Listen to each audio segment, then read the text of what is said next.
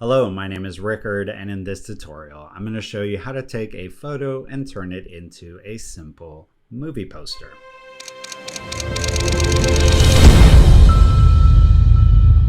We're going to be starting with this image from Unsplash. This is a photo taken by Josh Hild.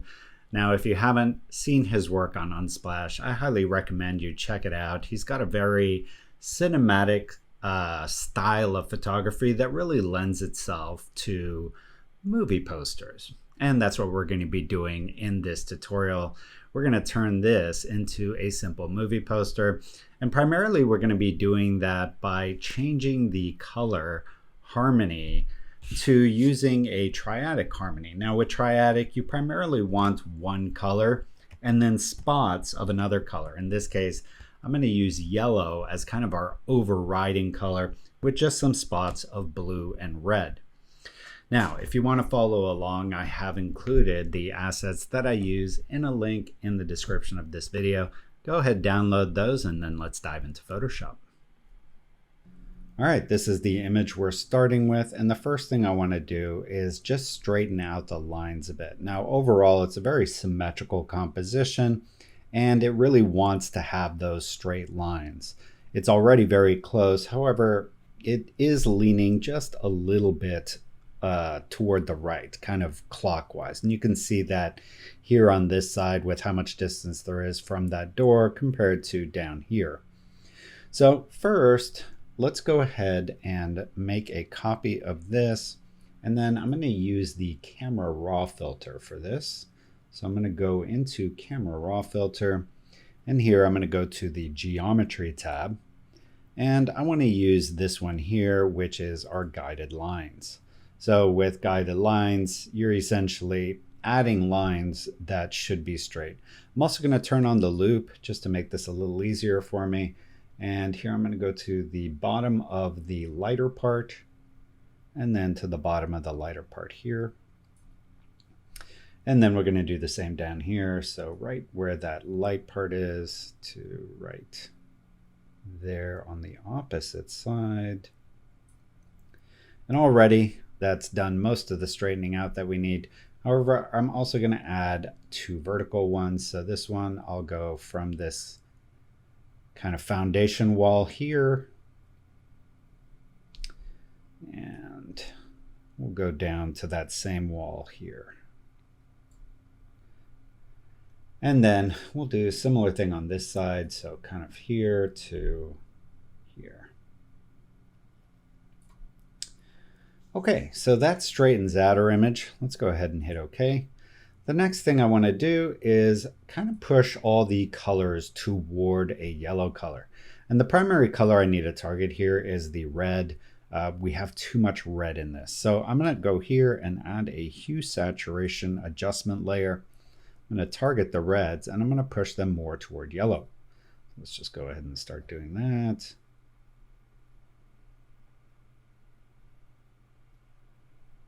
And right about there, I like it. Okay, so that gives me that kind of yellow cast across the whole image. The one thing we see right away, however, is that it is making her look very jaundiced. So we're going to fix that. To do that, I'm going to go back to my art layer here, turn on my object selection tool, and then make a selection of her. And that did a pretty good job. The only problem is it did select the fence in here. Now, if I hover over it, you can see that that's selecting just the fence part. So if I hold down the Option key, I can minus that from my selection. And there you go. We now have a pretty good selection of just her. I'm going to select my mask that was automatically created when I added this adjustment layer. And then with my foreground color is black. So if I hit D on my keyboard, that'll default my colors to black and white. And then if I hit X on my keyboard, it's going to switch those colors so that black is my foreground color. And then I can do Option and Delete to knock that out of our mask. So that looks much better. The other thing I want to do next is I want to create that strong blue for my triadic color harmony. So we already have kind of a blue tone in here, so I'm just going to accentuate that. So let's go back on this layer, back on our object selection tool, and here we want to select people. So we're going to click on her, and then we're going to go to our coat and hit apply. Okay, so now we have a selection of our coat. Next thing I'm going to do is go here and add a curve adjustment layer. And this will be just targeting the coat. So let's go here to our red. The opposite of red is cyan. So we're going to push that down and get some cyan in there. And then we're going to go to blue and push that up and get a little stronger blue in there. And already that's creating a really nice contrast between our foreground and our background. Maybe we can push that even further to something like that. Okay, and then the next thing is I want that pop of red. Now I could potentially put a little bit more red back into these doors. But another thing I could do is add a strong pop of red here where we already have some red going on. So let's first try the doors. Maybe see if we can just get a tiny bit of red coming in there. So I'm going to go to my original layer here and just do a selection of the doors. So I'm holding shift, so I'm adding to my selection as I do this. And that's done an okay job of selecting it. Unfortunately, it has also selected the fence in here, which I really don't want. So what I might do is go to my hue saturation layer. And you can see if I just get rid of this, it's going to get that red back in there. The only problem is if I start painting it on this and then I change my mind, now I've gotten rid of the mask that I made for her. So if you want to make a double mask, an easy way to do that is just put this in a group and then add the mask to the group. And you can see how that's behaving there. It's definitely way too strong. So I'm going to go Command Z, and here I'm going to add a mask. But if I add a mask here, it's going to fill it in. So I need to go here to Layer and then go to Layer Mask. And we're going to say Reveal All. That way it doesn't take my selection into account. Next, I'm going to go to my brush, and I have black as my color here. I have a very soft brush. If we go here to brush stroke, you can see this is, maybe I'll even select this one. And next, I want to take the flow down to something really low, so maybe 10%.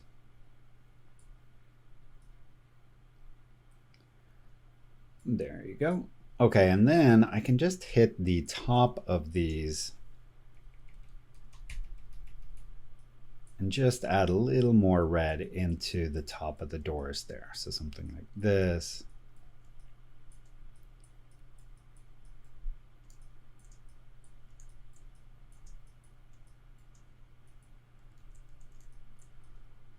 And still not crazy about that. I actually prefer it with the more yellow toned. So I'm going to go ahead and delete that layer mask. And instead, I'm going to add the red into her hair here. I think that's a nicer way to introduce that spot of color, and maybe even on her lips.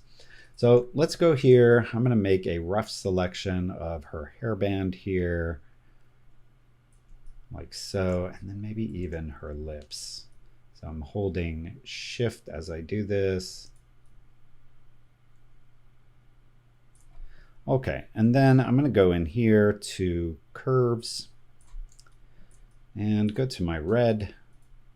Just add a little red there. And then maybe in my green, pull this toward magenta. And also maybe add a little bit of yellow. And then maybe just a tiny bit of contrast here as well. Okay, so we now have a nice kind of spot of color there. And if this is too strong, we can also just take the opacity down a bit. Okay, so I now have these colors how I want them. The blue is really pulling your attention to her. And because the whole background is pretty much a consistent yellow color, that helps pull our attention into her. Now, before I add some titles to this, I do need to kind of create a backdrop where my title will be readable, because right now this area and this area is very busy. So let's go ahead and add a layer, and we can call this top light. And for this, I'm going to go to my gradient tool. I want this on classic gradient, linear, foreground color to transparent. And then if I hold down Option and select this, that'll change my foreground color to this. I'm going to go from the top down to about her feet. And then I want to take this mask, click on it, and then apply the same mask here so that she is not being affected by that top gradient. All right, and then I'm going to add one more layer. We can call this bottom gradient. And here I'm going to do the same thing, but instead of making it lighter, I'm going to make it darker. So again, if I hold down Option, I want to select a color that's already in here, so kind of a dark yellow kind of color.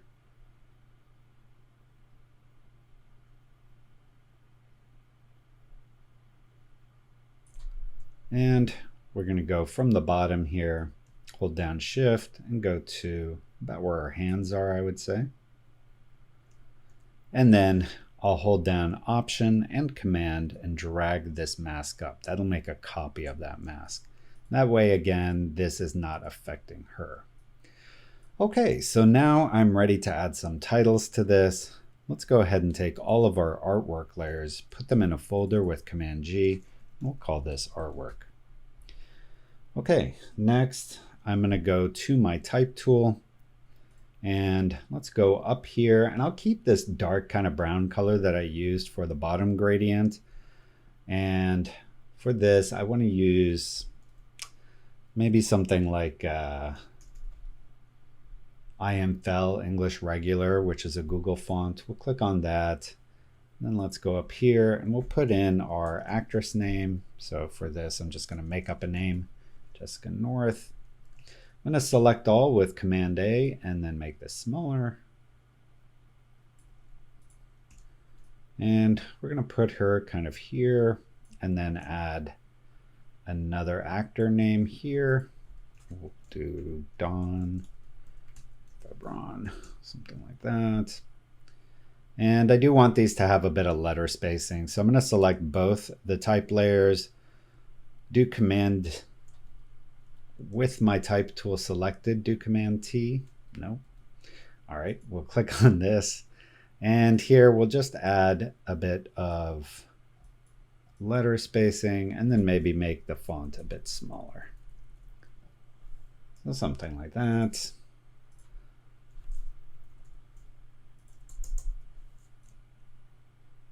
Okay. All right, and then for the title down here, I'll just take one of these, hold down Option, go down here. And for this, I want it to be basically white, but maybe with just a hint of this yellow color in it. So we'll do Option, delete, that'll fill with that color. And then here I'm going to do the, and then Motel Witness. I do want all of this to be bigger. So let's select all, make that bigger. And then I also want Motel Witness to be bigger than the. So we'll make that independently bigger there. And then I also probably want this to be a bit lighter. So I'm just going to make this a pure white. I'll default my colors, hit X so that white is my foreground color, and then do Option delete. And let's make sure that's nice and centered here. And for this, I actually probably want some center guides. An easy way to add those is just go to your guides, new guide layout, make it 2 columns, and we can make this 4 columns. And then if we do Command T, we can snap that there. Also, you never want the space between 2 words or to be bigger than the space between your lines. So in this case, we'd want to just increase our leading here so that the space between our lines is slightly bigger than the space between our words. That's just kind of a good typographic rule to follow there. Okay, the other thing I might want to do here, just so that we have some left and right guides, is maybe make a full selection, transform the selection only, and then kind of drag this in to where I want that to be. So probably right there, and then I can use this to just snap some guides in place.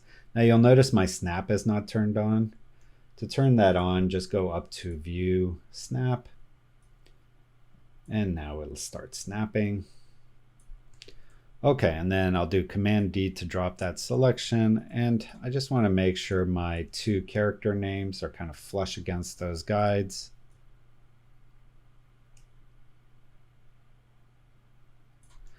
And the motel witness is already there.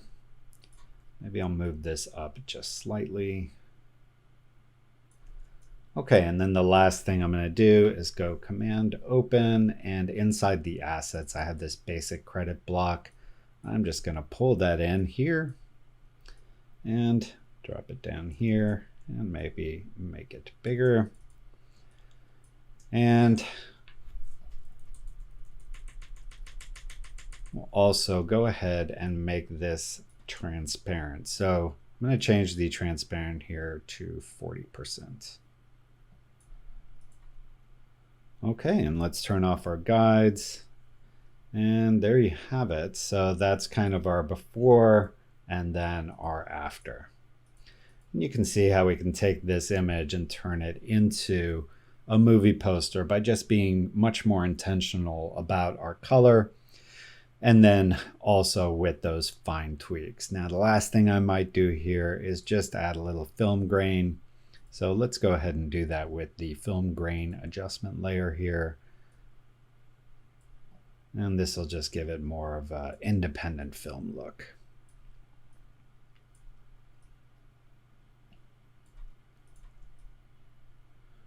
So there you have it. That finishes that poster, and you can see with just a few steps how you can take a photo and turn it into a movie poster.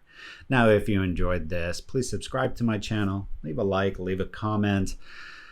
Otherwise, I am doing a live session next weekend where I'm going to be taking a composite from scratch, doing it in real time, and we're going to kind of choose a movie poster theme and then build the entire thing. Within 1 hour, you'll be able to ask questions, get them answered.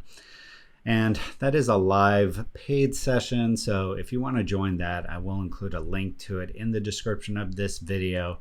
Otherwise, here's some other tutorials of movie posters that you can check out. I do have quite a few on my channel where I show you how to take a movie poster of various styles and create them in Photoshop. All right. I'll see you next time.